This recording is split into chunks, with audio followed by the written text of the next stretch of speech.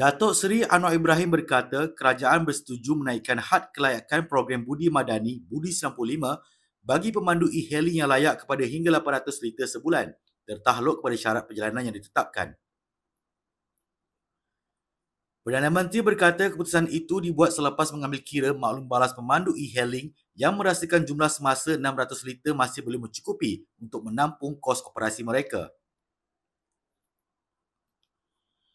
Untuk Oktober, subsidi pemandu e-hailing aktif kita naikkan daripada 300 liter kepada 600 liter sebulan untuk 58,000 pemandu aktif yang layak.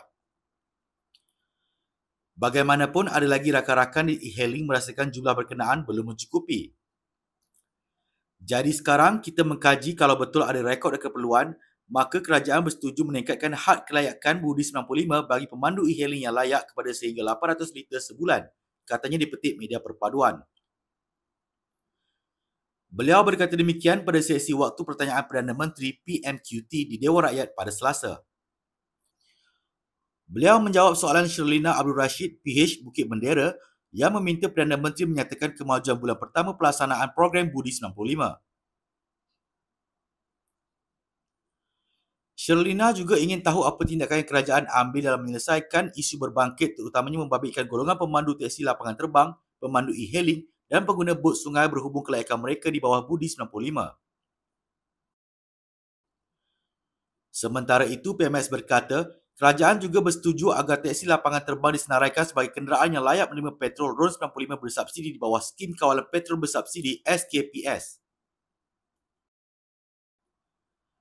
Selain itu, kerajaan turut memperluaskan kemudahan Budi 95 kepada nelayan yang tidak memiliki lesen memandu dengan kerjasama Lembaga Kemajuan Ikan Malaysia LKIM, Kerajaan Sabah dan Sarawak. Setakat 31 Oktober lalu, sebanyak 24,000 pengguna bot berdaftar tanpa lesen memandu sudah diluluskan untuk menerima Budi 95, ujarnya lagi. Untuk rekod, seramai 13.1 juta rakyat melakukan transaksi di bawah program Budi 95 dengan nilai perbelanjaan sebanyak 2.66 bilion ringgit dalam bulan pertama pelaksanaannya bermula 30 September lalu hingga 31 Oktober lalu.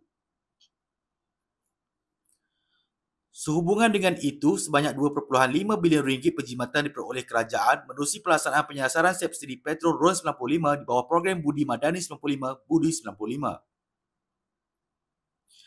Menurut ahli Parlimen Tambun itu lagi, penjimatan itu dinikmati hasil perstrukturan semula subsidi bagi mengurangkan ketirisan dan penyeludupan tanpa membebankan rakyat. Kita lihat penyasaran subsidi ini secara keseluruhan. Dari diesel, 5 bilion ringgit kita selamatkan. 5 bilion ringgit itu kerana dalam sistem lama terlalu banyak penyeludupan. Dari elektrik, 6 bilion ringgit. Dari ayam menerusi langkah pengapungan harga, 1 bilion ringgit. Dari telur, 1 bilion ringgit. Pada pendapat saya, ini sudah cukup bagi kerajaan supaya kita laksanakan dengan hati-hati supaya tidak membebankan rakyat, jelasnya.